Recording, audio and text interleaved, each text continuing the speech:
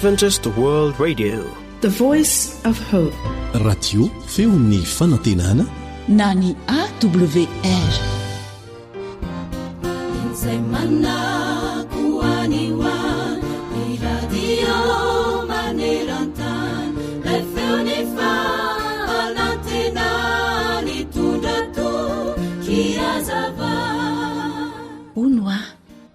Tsaronao ve izay voalaza ao amin'ny jaona voalohany toko 2:7 manao hoe ary mandalo izao fiainana izao sy ny filany fa izay manao ny sitrapon'Andriamanitra no maharitra mandrakizay.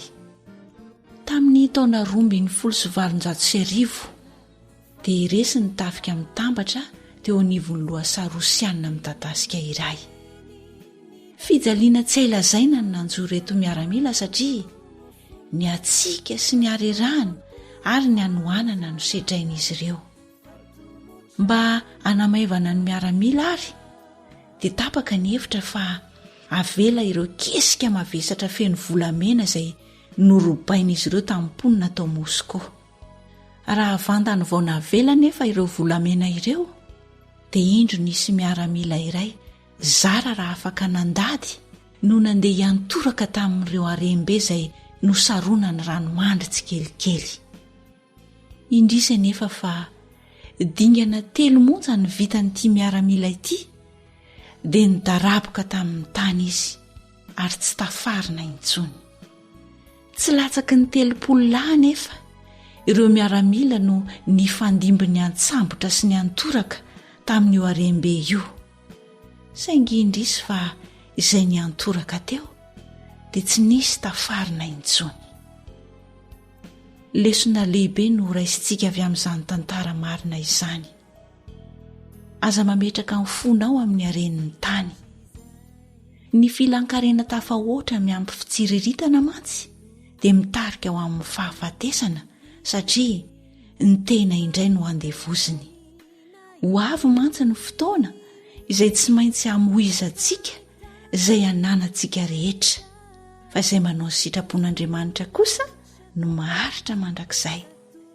Dia mbola manamafy izany indrindra no voalazan'ny tenin'Andriamanitra manao hoe aza miary arena ho anareo etỳ tany izay misy kalalao sy arafesina manimba sady misy mpangalatra manamy trano sy mangalatra, fa miary arena ho anareo any an-danitra izay tsy misy kalalao na arafesina manimba sady tsy misy mpangalatra manamy trano na mangalatra, fa izay toeran'ny arenao dia hoaniko ny fonao.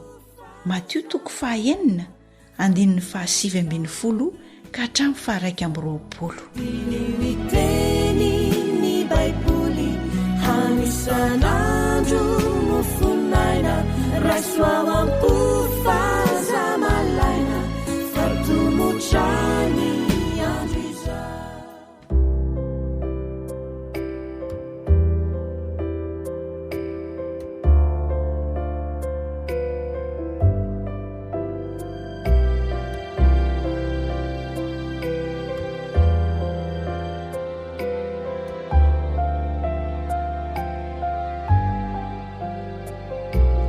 Nino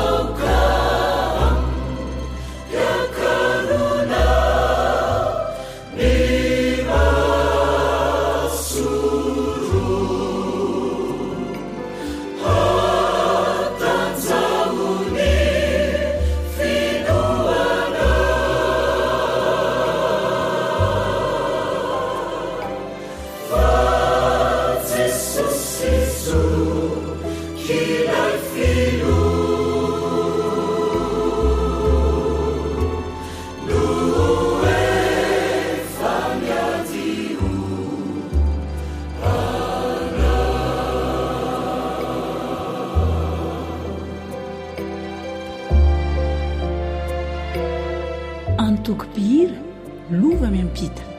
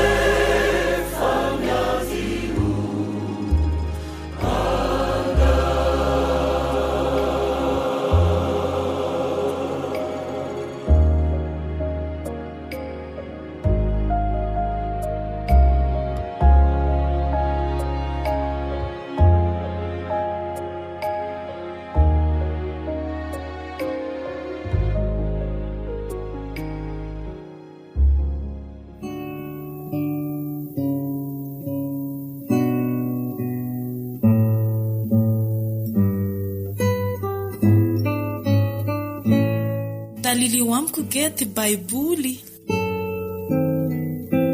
Fandaharana iarahanao amin'ny feon'ny fanantenana. Isaia toko 7. Ny amin'ny aterahany Emanuela sy ny amin'ny andravana amin'ny fanjakana Siria sy Efraima.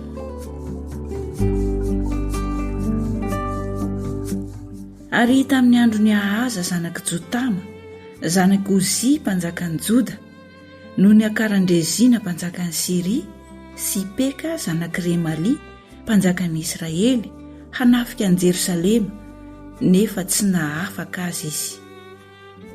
Dia nambara tamin'ny taranaky Davida hoe, injao ny Sirianina efa mitoby any amin'ny Efraima, ary nirondrona ny fony sy ny fony vahoakany toy ny firondrona ny hazo any anala raha sin'ny rivotra.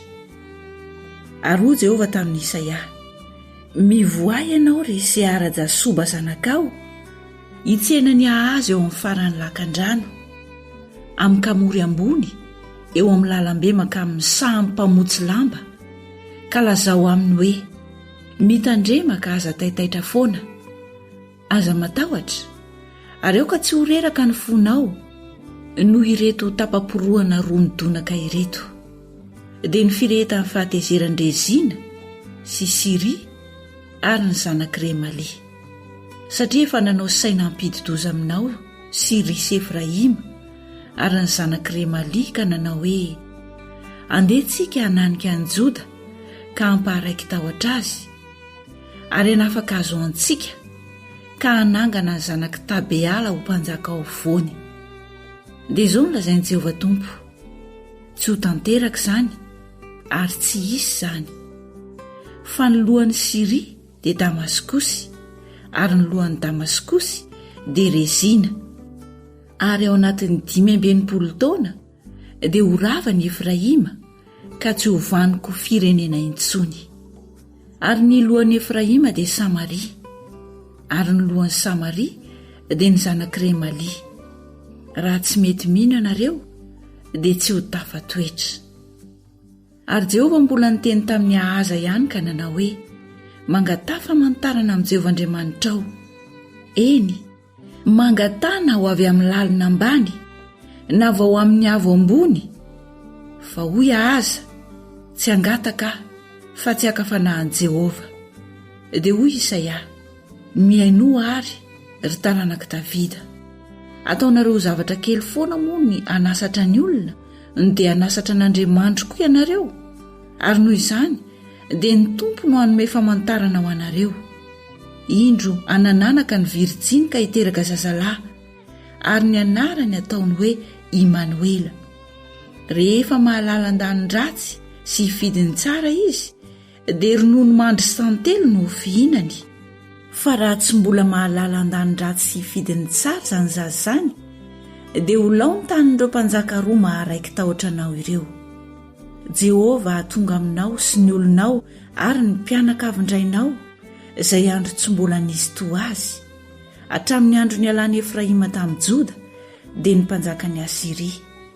Ary amin'izany andro izany Jehova isika hiantso ny lalitra izay any amin'ny farany on'ny Egipta sy ny reny tantely izay any amin'ny tany Asiria. Dia ho avy ireo ka samy hipetraka amin'ny loha salao, sy eny antsefatsefaky ny aram-bato, sy eny amin'ny fefitsilo rehetra, ary eny amin'ny safy andrasana rehetra. Ary amin'izany andro izany koa ny Tompo hanaratra ny loha sy ny volo-tongotra amin'ny areza no hofana any amoron'ny ondy. Dia ny mpanjaka ny Asiria ary ny volom-bava ho kakasana amin'iny koa. Ary amin'izany andro izany dia samy iomby vavikely sy ondry roa ny olona, ary noho ny habean'ny ronono azo avy amin'ireo dia hihinana ronono mandry izy, fa ronono mandry sy tantely no fihinan'ny olona sisa rehetra ao amin'ny tany. Ary amin'izany andro izany dia ho rakotry ny hery sy ny tsilo ny tany rehetra izay nisy voaloboka 1000 na sekely 1000. Zana tsipika sy tsipika no entin'izay miditra ao, satria rakotry ny hery sy ny tsilo ny tany rehetra. Ary ny tantely rehetra izay nohevona tamin'ny angady dia tsy ho azonao diavina noho ny fahatahorana ny hery sy ny tsilo, fa ho falehan'ny omby sy ho voahitsakitsaka ny ondry amanosy izany.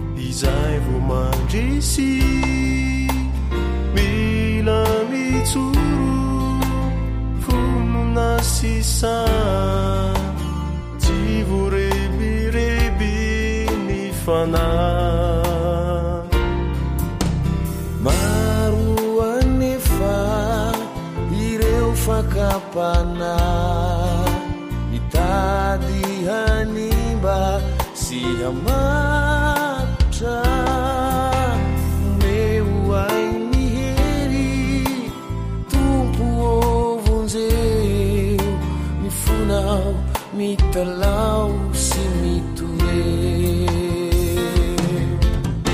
ilalakombana feno fandrika ampaherezo tompo maharitra iorina tsara kanompoana isan'ireo mpanomponao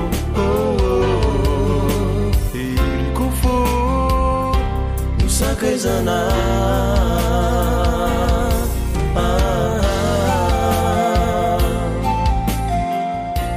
AWR téléphone 034 06 797 62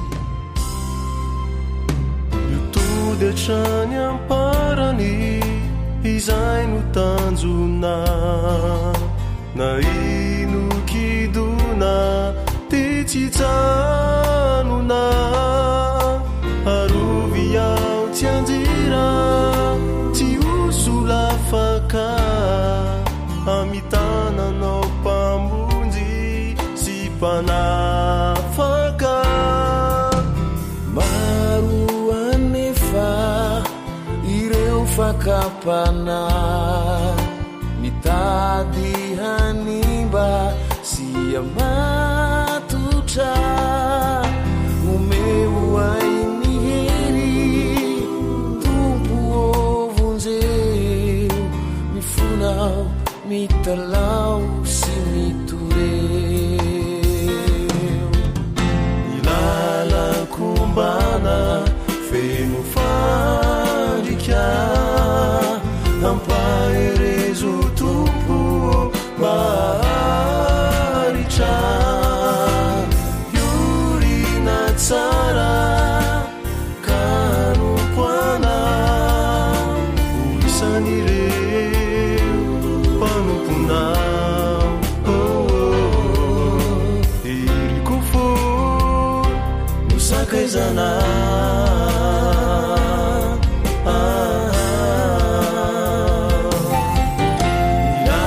ilalakombana feno fandrika ampaherezo tompo maharitra iorina tsara kanompoana isan'ireo mpanomponao iriko fo nosakaizana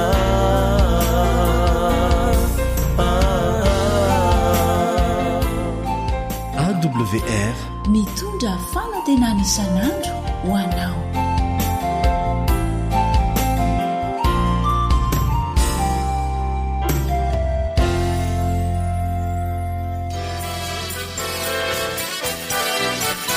AWR manolotra ho anao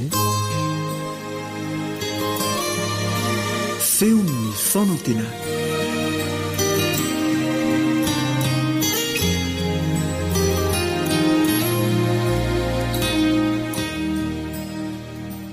misaotranao zahay miaraka aminay ao anatin'izao fiarah-mianatra ny tenin'Andriamanitra izao milohan'ny hidirantsika amin'izany fiarah-mianatra izany dia manasanao izay mba hiaraka hivavaka aminay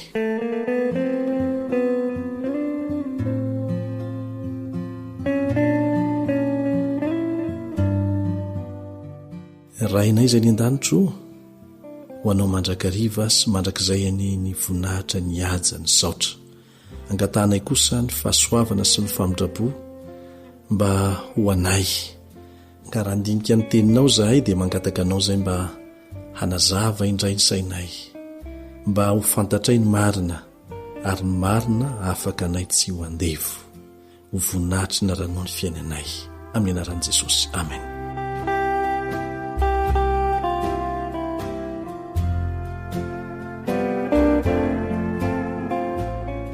Eo anatrehany izay fiarantsika mianatra lava dia lava mikasika n'ilay sabatany Jehova izay, dia misy fanontaniana mipetraka manao hoe: ny sabatany Jehova ve no arahana sa tsia?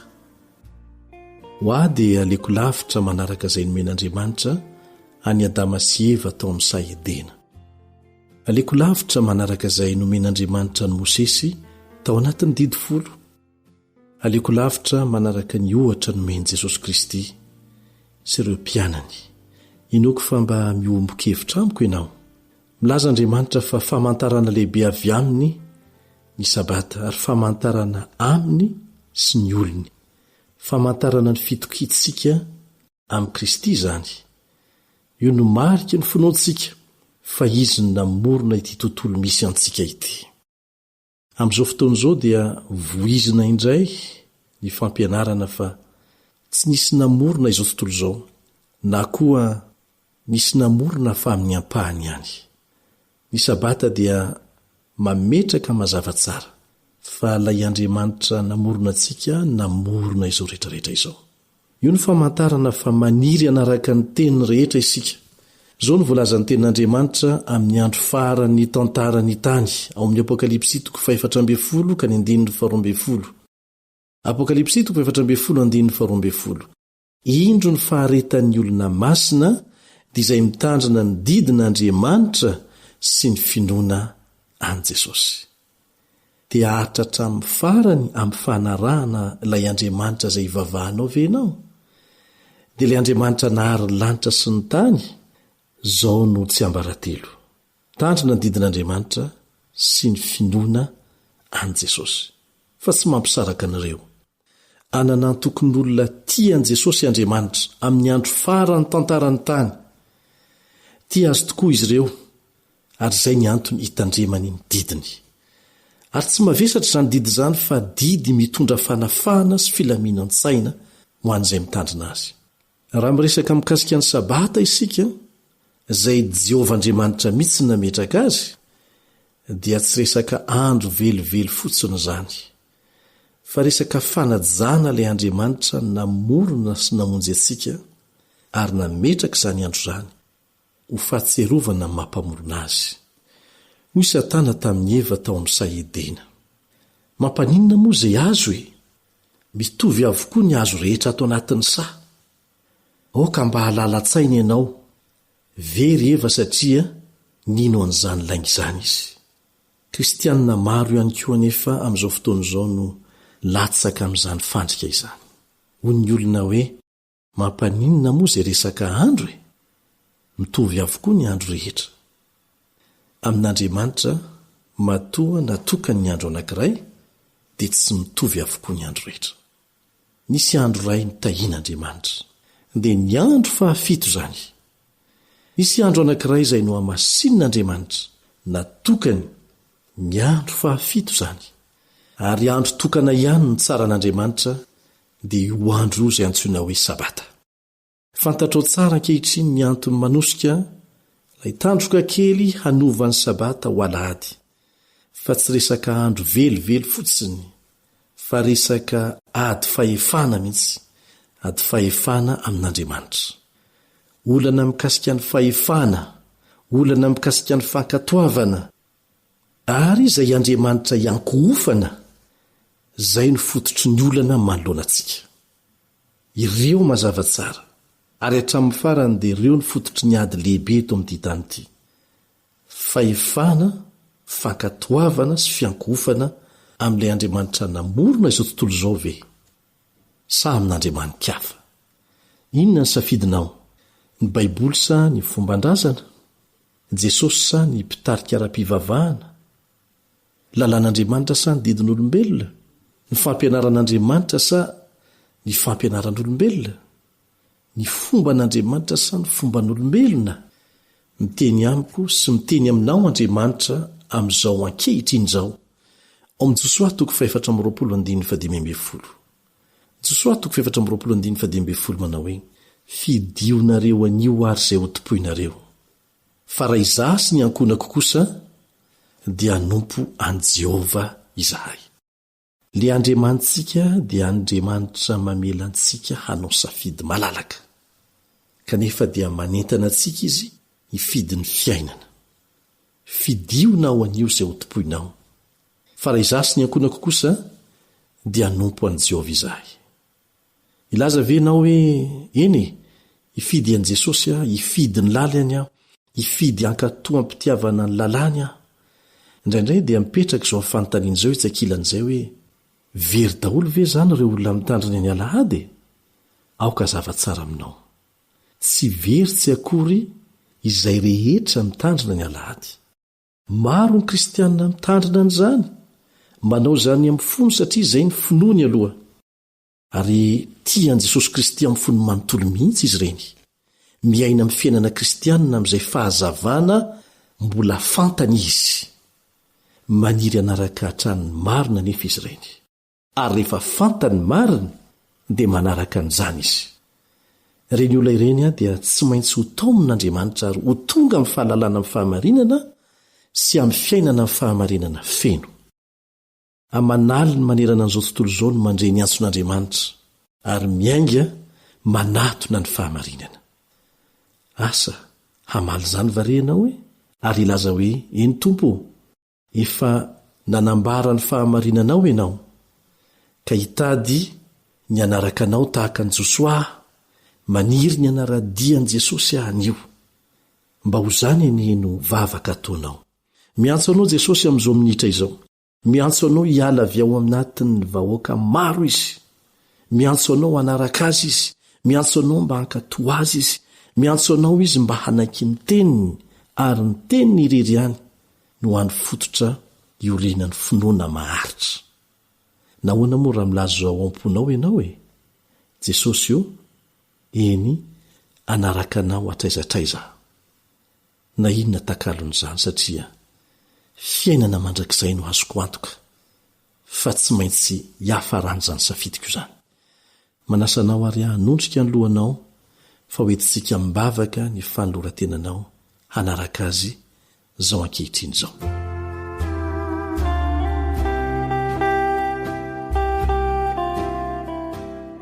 Raizany an-danitro miara-mivavaka amin'ity mpiaino ity izahay izay resy lahatra ny amin'ny fahamarinana ny tenin'Andriamanitra. Ianao dia tsy mijery ny andro ny tsy fahalalana fa ho an'izay fantatry ireo olona izay nanapa-kevitra fa hanaraka anao kosa ny fahamarinana anankiray dia ampanetretena no hanarana an'izany. Koa mangataka anao izahay mba hivavaka ho an'ity mpiaino ity koa mba hatonga ny fanapa-keviny ho zava-misy. Amin'ny anaran'i Jesosy. Amen.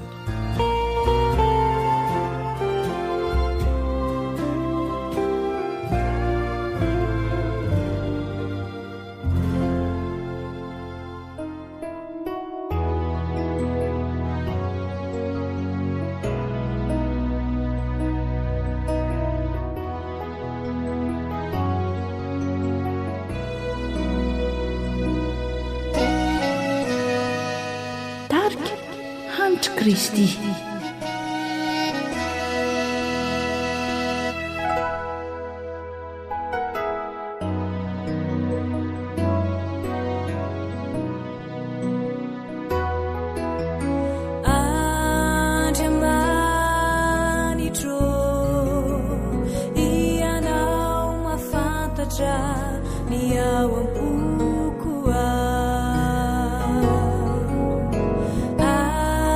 I know why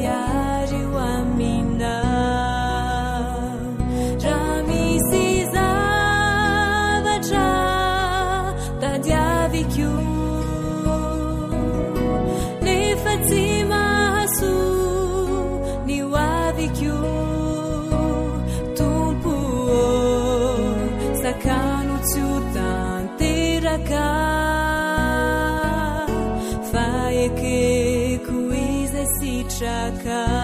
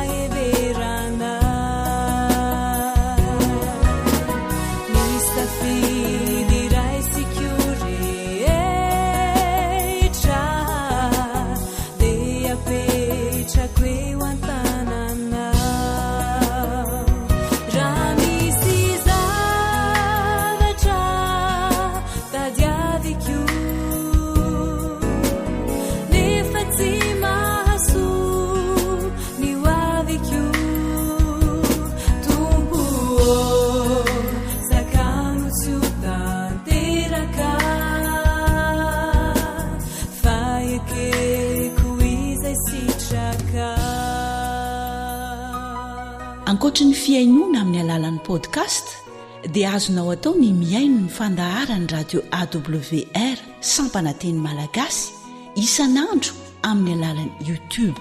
AWR feon'ny fanantenana.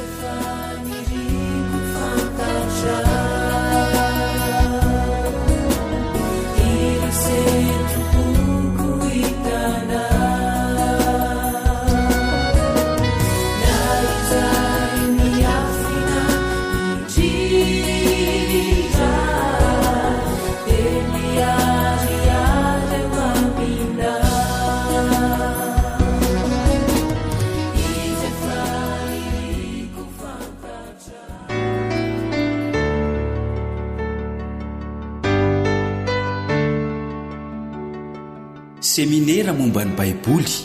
Fianarana Baiboly mitohitoy iarahanao amin'ny feon'ny fanantenana sy ny departementan'ny asa fitoriana eto anivon'ny Fiangonana Adventista faritra Ranomasimbe Indiana.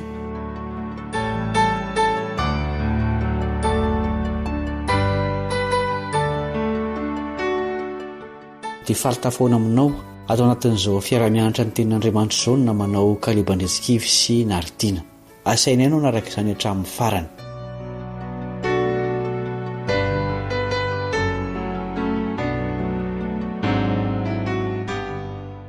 Loha hevitra mampametram-panontaniana maro nodinitsika an'io dia ny amin'ny maty. Andeo fantarina izay ambaran'ny tenin'Andriamanitra momba io fahavalon'ny olona rehetra io. Hivavaka aloha isika.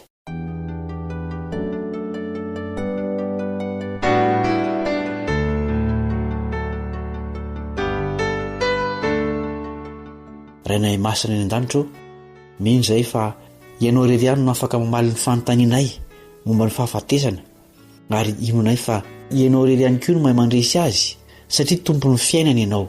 Ampianaro izahay, sokafo ny sainay mba hazava aminay ny teninao. Amin'ny anaran'i Jesosy. Amen.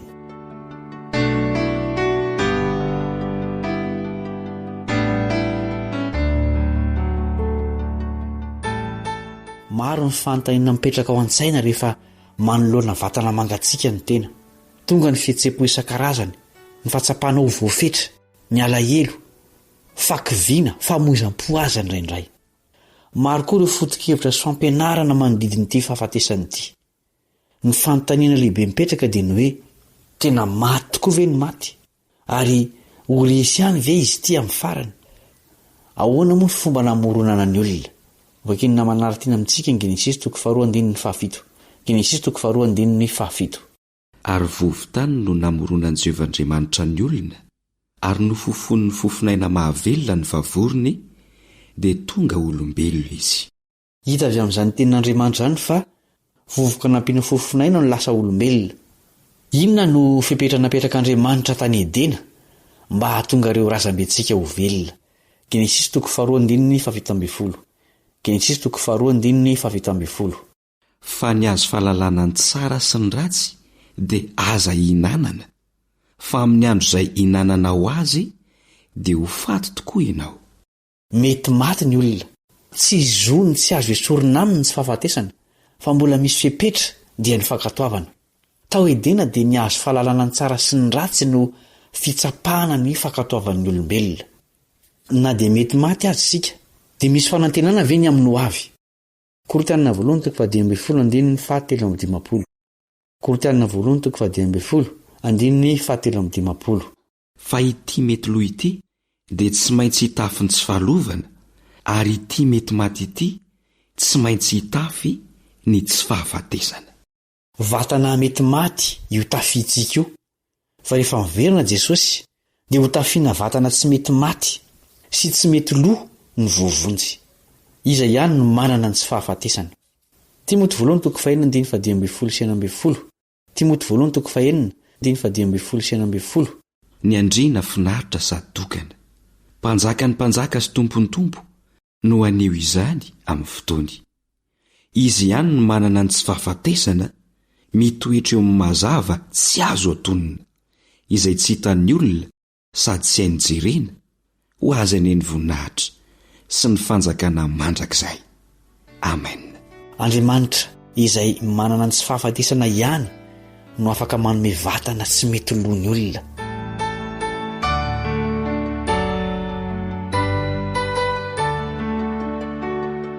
Andeo fataritsika ny amin'ny toetry ny maty. Ina no miseho rehefa maty ny olona. Salamo 4. Salamo 4. Miala ny fofonainy ka miverina ho amin'ny tany izy, ary amin'izay indrindra no afoana ny fikasany. Hitantsika tery loha fa vovotany nampiana fofinaina no nanome olombelona. Eto izany dia ny fanohitra amin'izay no miseho vovoka anesorana fofinaina mira olona maty. Mahafanta-javatra ve ny maty? Mpitoloteny 5:5. Fa fantatry ny velona fa ho faty izy, fa ny maty kosa tsy mba mahalala na inona na inona. Ary tsy manana valim-potiantsony izy, fa adino ny fahatserovana azy. Na ny fitiavany, na ny fankalany, na ny felonany dia samy efa levona ela sady tsy manana anjara intsony mandrakizay amin'izay atao ety ambanin'ny masoandro izy. Tsy manana fahatserovan-tena tahaka antsika izay velona izao ny maty. Tsy hoe lasa izy na lasa iza, fa foana ny fisiny eo amin'ny tontolon'ny velona. Noharin'i Jesosy tamin'inona moa ny fahafatesana izay miatra amin'ny olona rehetra kehitriny izao, na ratsy fanahy na tsara fanahy. Jaona 2:17. Izany no nolazainy, ary rehefa afaka izany dia hoy izy taminy: matory Lazarosy sakaizantsika, fa andeha mo azy aho. Dia hoy ny mpianany taminy: Tompoko, raha matory izy dia ho tsara ihany. Nefa Jesosy nilaza ny fahafatesany, fa nataon'izy ireo kosa fa fialan'ny sasatra amin'ny torimaso no nolazainy. Amin'i Jesosy izay tompon'ny fiainana dia matory ny olona rehetra maty teo amin'ny tantaran'ity tany ity, izany hoe hatramin'ny Abela ka hatramin'ireo olona vao nalevina omaly. Dikan'izany dia mbola ho foazin'Andriamanitra izy ireny, na tsara fanahy na ratsy fanahy. Ahoana ny amin'ny fanahy? Mivavaka amin'Andriamanitra ve izy ireny? Salamo 5:5. Salamo 5:5. Any amin'ny fahafatesana, any amin'ny fiainantsika, iza no hideranao?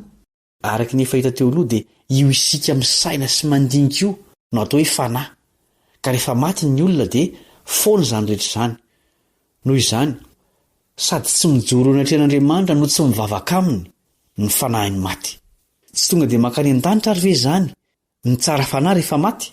Andiovaka itsika miaraka amin'ny namana anaritiana ny Asan'ny Apôstôly 2:7-4. Asan'ny Apôstôly 2:7-4.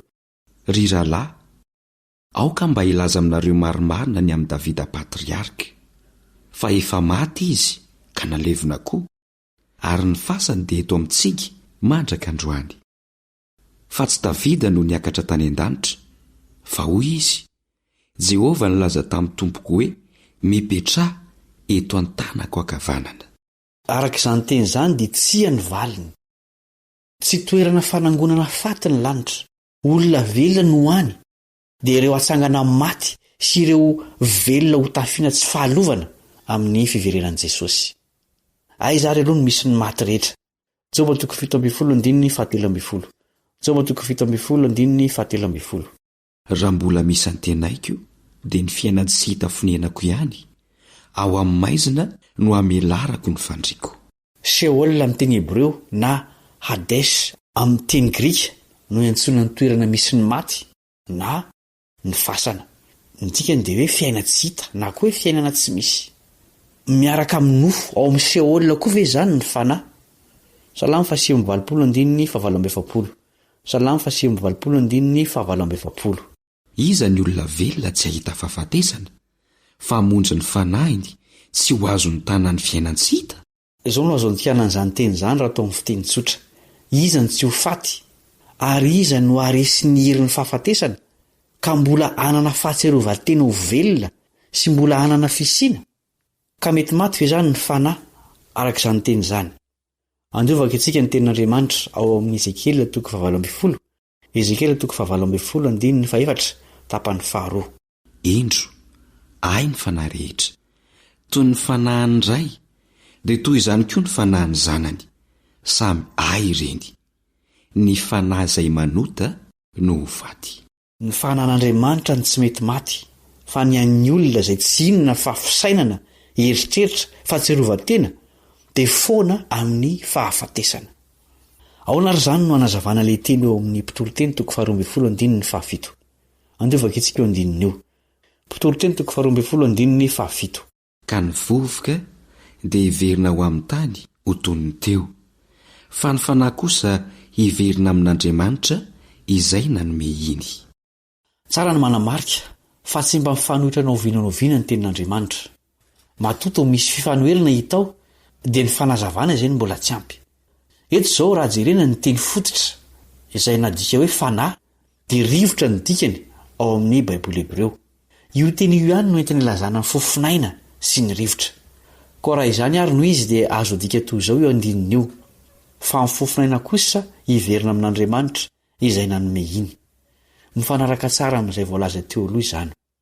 Mba ho fanamafisana izay voalaza dia andiovaka itsika ny Isaia 7:15. Isaia 7:15. Zao no voalaza ao. Fa tsy fandahatra mandrakariva ary tsy ho tezitra mandrakizay, fa andao ho reraka eo anatrehako ny fanahy dia ny aina izay nataoko. Mazava tsara eto fa ampitovian'ny Baiboly ny teny hoe fanahy sy ny hoe aina. Ny fanahy izany dia ny aina. Ary eo amin'ny Baiboly, eo amin'ny teny hoe aina dia misy tarehimarika kely 4 manondro ery ambany. Zao ny vakiny: Hebreo fofinaina. Izany hoe io teny io dia fofinaina amin'ny teny Hebreo ny dikany. Koa raha izany ary no izy dia mazava fa ny fanahy mira fofinaina, ary ny fofinaina tsy manana ny maizy azy fa rivotra ihany. Ao lokosa indray ny amin'ireny angatra sy avely sy matoto ireny. Korintianina 2:12. Korintianina 2:12.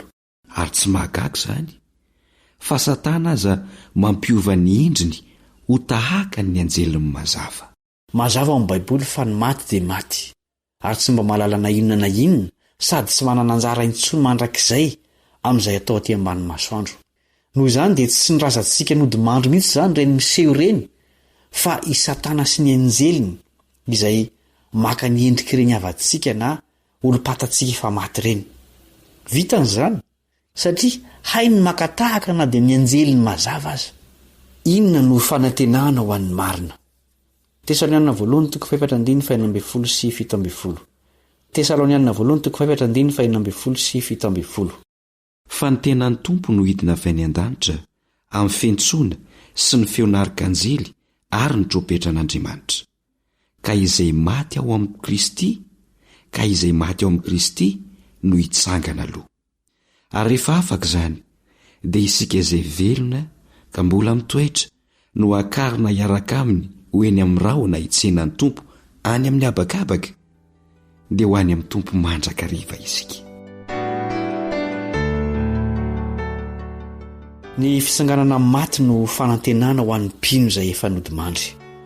Tsy tonga dia lasa ny an-danitra izy fa mbola ho ampasana. Avy eo no amoazan'ilay tompony azy hitsena azy eny amin'ny rahony lanitra. Hitsangana hitafiny tsy fahafatesana izy amin'izay fotoan'izay. Ary ireo izay mbola tratra velona teo am-panompoana ny tompo kosa dia ovana.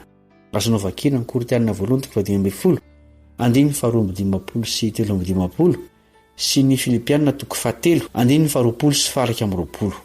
Azo antoka fa ho resy ny fahafatesana. Manambara mialony amin'izany fiainana tsy misy fahafatesana sy ny firongon'izany Jaona. Andiovaka itsika ny Apokalipsy 4:2-4.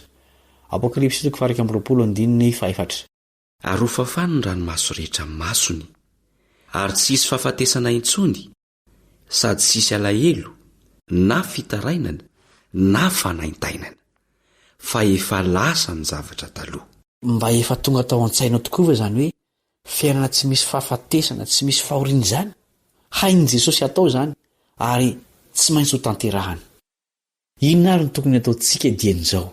Iarahantsika mamaky amin'ny namana naritiana ny Jaona 1:15.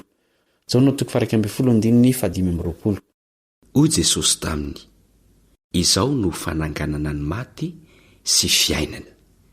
Izay mino aho, na dia maty aza dia ho velona indray. Nitako finoana tokoa ny zavatra tsy mampino toy ny fiverenan'i Jesosy sy ny tsanganan'ireo maty indray. Nefa tsy maintsy ho tanteraka amin'ny tantarany tany ireo toe-javatra ireo. Mino izany ve ianao? Mino an'i Jesosy ve ianao? Ny fanolorantsika ny tenantsika ho azy, ny fandraisantsika azy ho mpamonjy ny tenantsika manokana ny tokony ataontsika eo ampiandrasana ny fiverenana. Andesika iombona amin'ity vavaka fohy fanolorantena ity.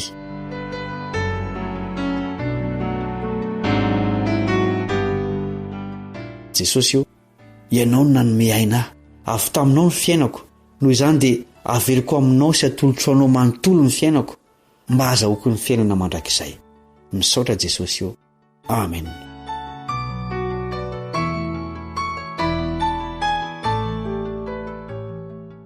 Misaotra no nanarahanao ny fandaharana hatramin'ny farany. Maniry ny fahasoavan'ny Tompo ameny ny fiainanao no namanao Kalebandrezikivy sy Naritiana. Veloma Tompo.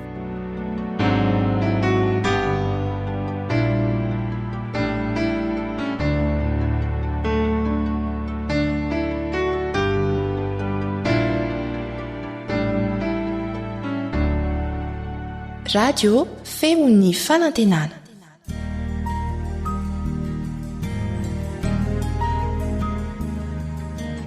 Faniteninao no fahamarinana. Taridalana manokana fianarana baiboly avoaka ny Fiangonana Adventista maneran-tany. Iarahanao amin'ny radio Feony Fanantenana.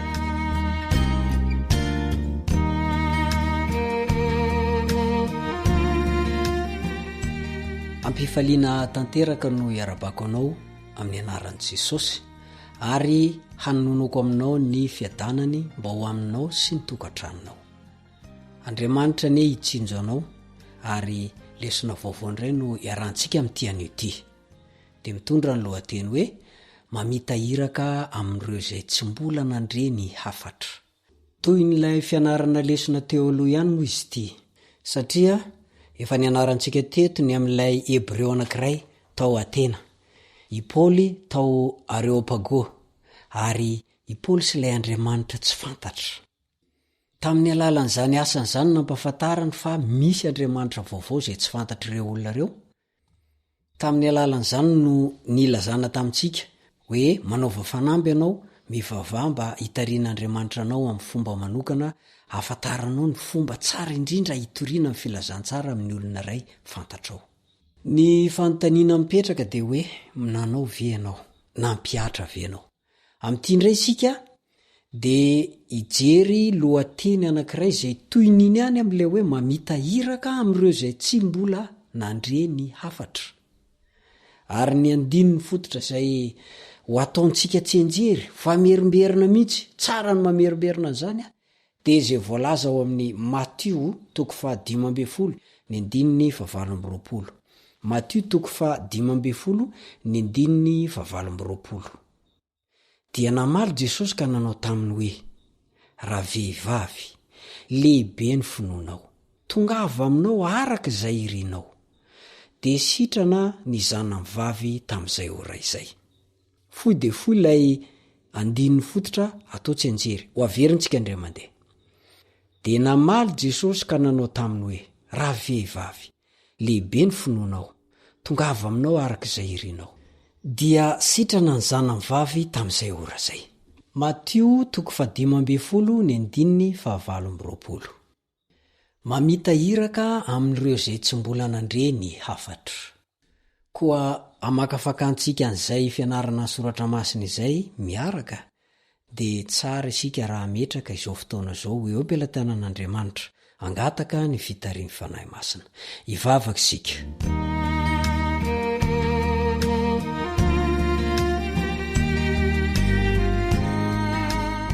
Rainaizy any an-danitro misaotra makasitraka, mankatelina amin'ny fitantananao sy ny fanampinao anay.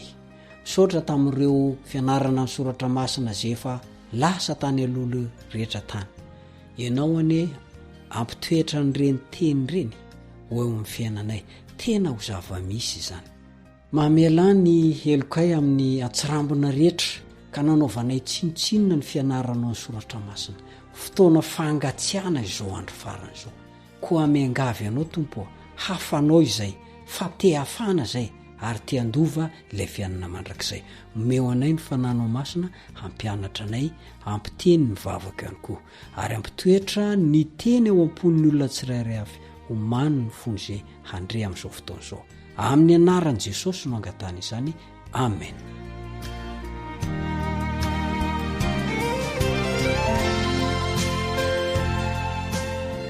Mamita iraka amin'ireo izay tsy mbola nandre ny hafatra. Hatramin'ny voalohany dia nitady ireo zanany very Andriamanitra, satria Andriamanitra fitiavana izy. Ary amin'ny Andriamanitra fitiavana azy dia tsy mety aminy mihitsy zany mahita ny hoe reto zanako, noforoniko, asan'ny tanako, nataoko ho sanganasany teo amin'ny asako. Very anefa izy ireo vokatry ny fanarahany lainga. Ary io fitadiavana io dia tsy mitsahatra mihitsy hatramin'izao androntsika izao. Amin'ny Andriamanitra fitiavana azy dia tonga foana izy mitady an'ireo izay very. Hitantsika moa zany araka ny voalazan'ny Genesis 3:7. Fa rehefa nanota i Adama sy Eva dia niafina ny tavan'Andriamanitra izy. Dia Andriamanitra mihitsy no nitady azy hoe: ry Adama, aiza moa ianao? Andriamanitra mihitsy ny tonga nitady any Adama sy Eva. Ary amin'izao fotoana izao dia misy ilay antsoavy lehibe voalazan'ny Apokalipsy 4:12 ny andininy 9 ka hatramin'ny 12. Ary ny voalohany amin'izany dia ilay hoe: matahoran'Andriamanitra ka omeo voninahitra izy fa tonga ny andro fitsahany, ary miankohofa eo anoloan'izay nanao ny lanitra sy ny tany sy ny ranomasina ary ny loharano. Zay ny afatra voalazan'ny anjely voalohany. Ny faharoa dia miresaka izy hoe io Babilôna io dia ho rava. Noho izany dia misy afatra fahatelo mampitandrina an'ireo izay manaika ny ray ny mariky ny bibidia, iankoka eo anolohan'ny sariny sy ny sisa. Fa tsy maintsy andray ny fampijaliana mandrakizay izy, ary ho levon'ny afo izy. Fitiavan'Andriamanitra, ary tsy mba manaonao zavatra foana izy raha tsy efa miteny aloha, mampitandrina aloha. Dia anjaran'izay na eno ny afatra, ny fampitandremana no manapa-kevitra na hitandrina izy, hanaraka izy, hibebaka izy na tsy bebaka. Ity fianarana soratra masina ity zany dia anokatra ny saintsika zay mipetraka tanàn-dehibe. Eny fa na dia tsy izay mipetraka tanàn-dehibe ary fa any ambanivohitra ianao, dia mila manao asa ianao. Manao asa an-tanàn-dehibe.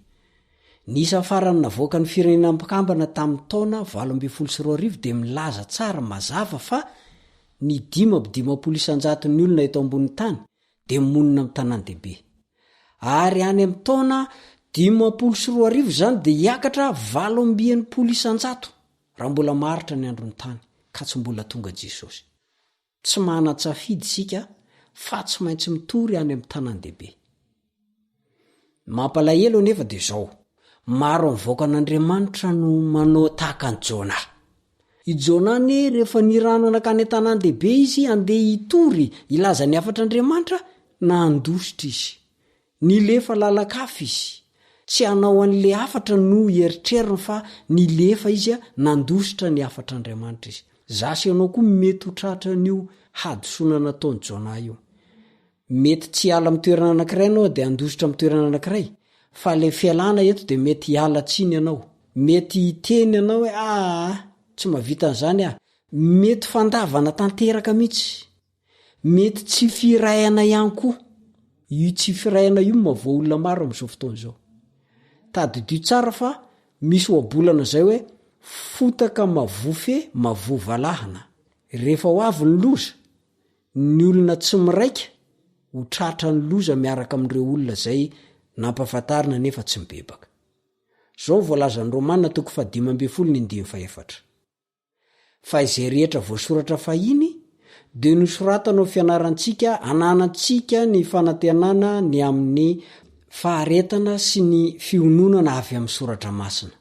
Matoa voadika, voatahiry ao anaty Baiboly io ka mamaky an'io tantaran'ny Jona io zasy ianao, dia ho aso anao ihany koa io mba handraisantsika anatra. Fa izasy ianao dia tahaka ny Jona ihany koa ny akabetsahantsika. Ary na tsy mitovy ary ny zavatra ataontsika dia maro no miala andraikitra, miala didy, tsy ilaza, tsy hanao ny asan'Andriamanitra. Mahita fialan-tsiny foana. Koa raha hiara-hianatra n'ity soratra masina ity sika zany mandritra ny andro vitsivitsy, dia hita sika fa raha mbola teto ambony tany Jesosy, dia tsy niponina teo amin'ny tanànan' Israely ihany no nanaovany asa fanompoana, fa niponina tany amin'ny faritra hafa. Zany hoe ireo firenena tsy jiosy, raha olazaina amin'ny teny mahitsy kokoa dia zao, ny jentilisa. Efa nitory tamin'ny jentilisa Jesosy fony izy tety ambony tany. Koa mandritra ny andro vitsivitsy zany dia andinika momba ny asany tanteran Jesosy tao Tiro sy Sidona ary anatsoka lesona avy amin'izany tantara izany sika. Ny antony dia tsotra, mba hahafahantsika mampiatra eo amin'ny fiainantsika ankehitriny ihany koa ny lesona omeny izany asa nataon'i Jesosy tany amin'ny jentilisa izany.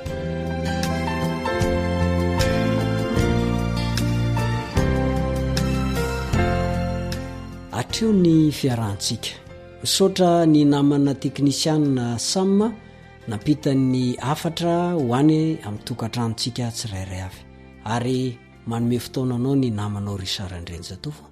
Mametraka ny mandra-piona mandra-pitafa indray. Veloma tompoko.